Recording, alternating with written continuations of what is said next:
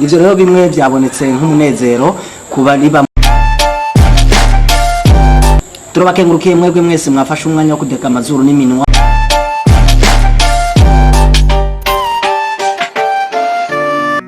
Turi kwigenekerezo rya 43 ukwezi kw'ikirenga nayo isaha n'izibiri n'ibice bitandatu. Ikaze mu makuru y'ikiwani mugiye gushikirizwa nanje Pere de la Ville biciye kuri no mbonesha kure yanyu KIYAGO Media TV.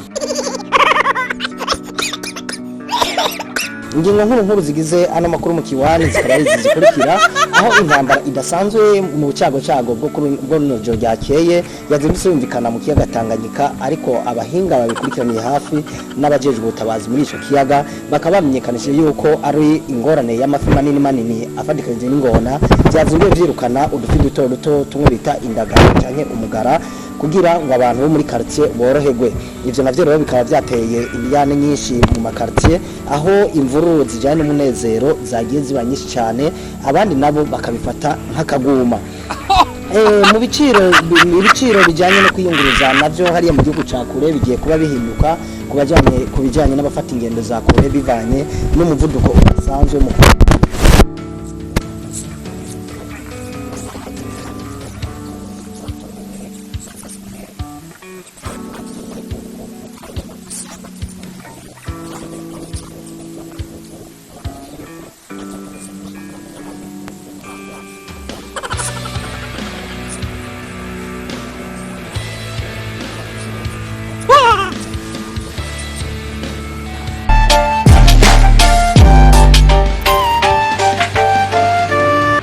ikaze kandi muri ano makuru nkuko mugiye kwashikirizwa na Pere de la Ville. Ingingo imwe ukwaye intambara nkuko twabibabwiye mu ntango zano makuru yaraye ikabije irasura ibisubizo byinshi, aho n'amato menshi hagira ikibazo mu kiyaga Tanganyika. Iyo ntambara nayo ngo ikaba yavuye ku mafi manini afadikanije n'ingona byazinduye mu cakato kwirukana uduto tumwe bita indagara.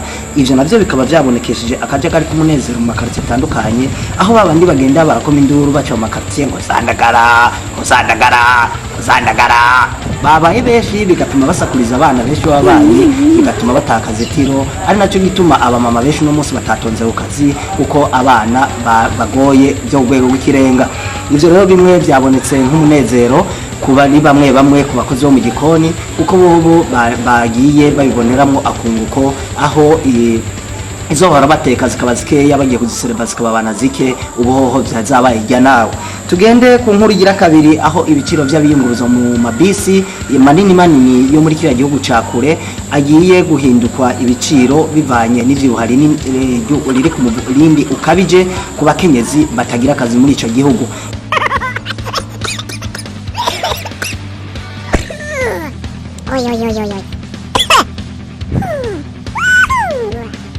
Ivyo navyo bakabivuza yuko byo bifitanye isano n'izo ndagara zabaye ikirenga. Mbese abo bakenyezi bagasabira ibihano bikomeye ayo mafi manini ndetse n'ingona, kuko nazo ngo zoba zabigize mu ruhara mu kwirukana izo ndagara.